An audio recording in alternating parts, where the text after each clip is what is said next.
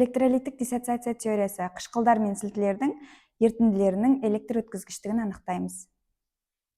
Ол үшін бізге қажет болатын аспаптар мен реактивтермен танысайық.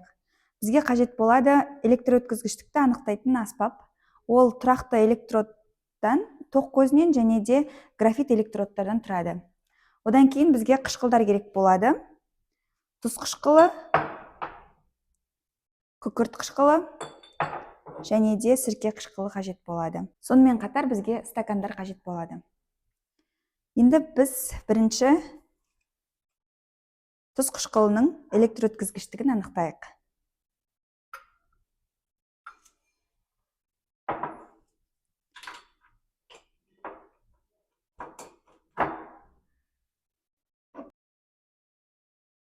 Тұз қышқылының электр өткізгіштігін анықтаймыз. Міне тоққа қосамыз. Яғни бұл жерде тұз қышқылы электр тоғын жақсы өткізетінін көрсетеді.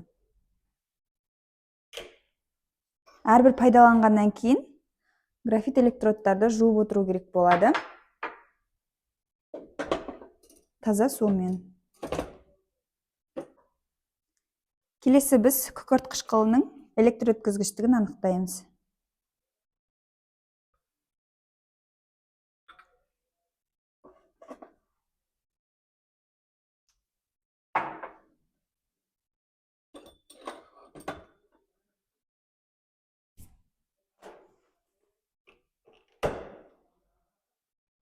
Яғни күкірт қышқылы күшті қышқыл, электр тоғын жақсы өткізеді.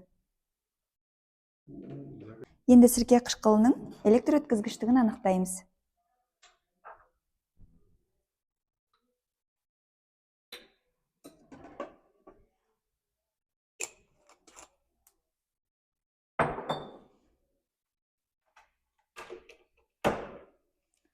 Бізде жарық жанбады, себебі сірке қышқылы электр тоғын нашар өткізеді.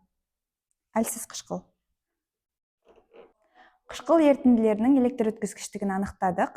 Енді біз сілті ертінділерінің электр өткізгіштігін анықтаймыз. Ол үшін біз екі ертіндіні аламыз. Біреуі натрий гидроксиді, екіншісі аммоний гидроксиді. Бірінші біз натрий гидроксидінің электр өткізгіштігін анықтаймыз.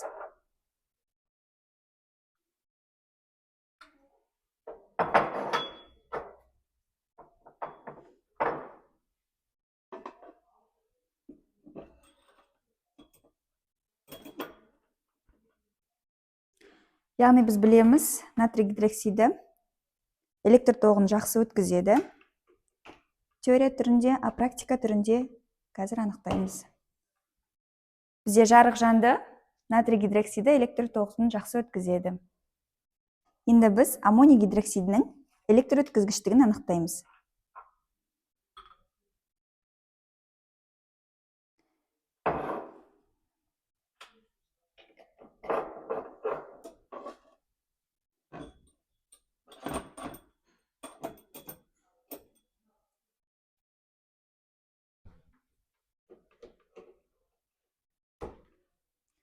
Яғни тоқ жанбады, электр тоғын нашар өткізеді. Келесі біз тұз ертінділерінің электр өткізгіштігін анықтаймыз. Ол үшін қажет болатын бізге тұздармен танысайық. Калий хлориді, натрий сульфаты,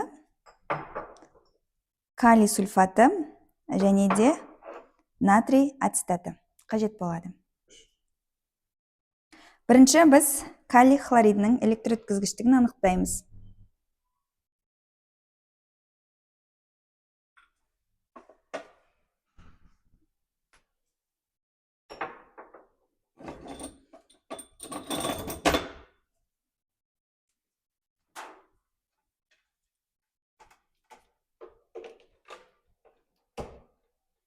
Жарық жанды, яғни электр тоғын жақсы өткізеді.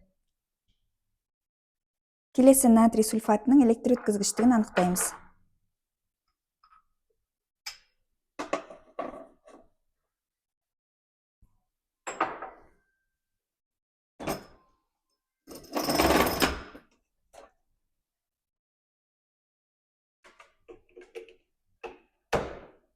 Жарық жанды, яғни электр тоғын жақсы өткізеді.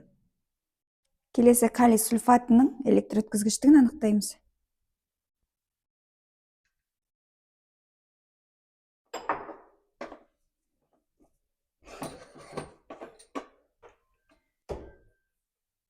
Электр тоғын жақсы өткізеді. Келесі натрий ацетатының электр өткізгіштігін анықтаймыз.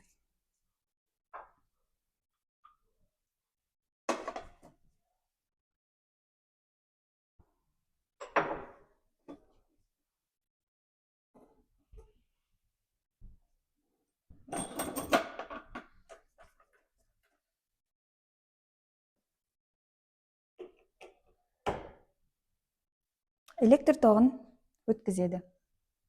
Енді кезекте біз сірке қышқылы мен аммоний гидроксидінің жеке-жеке электр тоғын өткізгіштігін тексереміз, және де қосылыс түрінде электр тоғын өткізеді ме жоқ па анықтаймыз.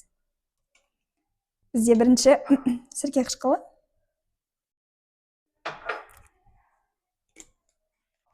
Яғни сірке қышқылы электр тоғын нашар өткізеді. Келесі аммоний гидроксидін анықтайтын боламыз.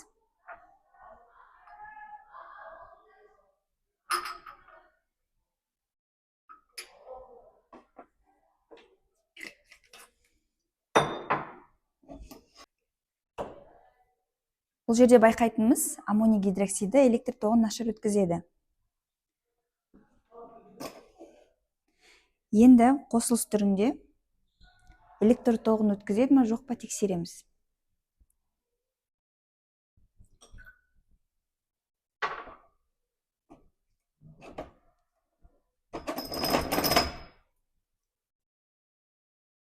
Яғни бұл жерде байқайтынымыз олар жеке ерітінді түрінде электр тоғын нашар өткізгенімен, қосылыс түрінде, яғни олардың тұзы электр тоғын жақсы өткізеді.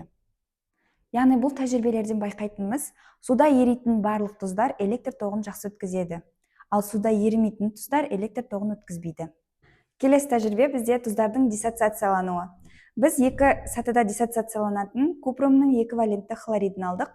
Енді екі сатыда диссоциацияланатынын практика жүзінде анықтаймыз. Алдымен бізге қажет болады купром хлориді.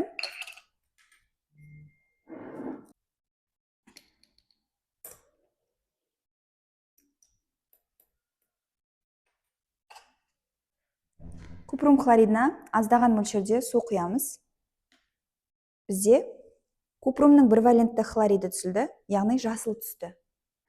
Яғни бұл жерден байқайтынымыз купромның екі валентті хлориді екі сатыда диссоциацияланады. Күшті және әлсіз электролиттердің химиялық активтілігін салыстырамыз. Ол үшін бізге керек болады тұз қышқылы және де сірке қышқылы. Сонымен қатар мырыш металы. Алдымен бірінші сынауыққа тұз қышқылын құйып аламыз.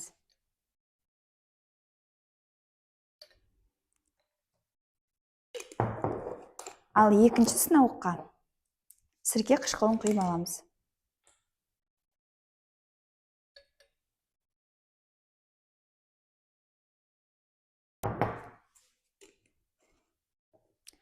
Енді екі сынауыққа да мырыш металын саламыз және де байқаймыз. Бірінші тұз қышқылына саламыз, екінші сірке қышқылына саламыз. Қай жерде тез жүретінін байқаймыз.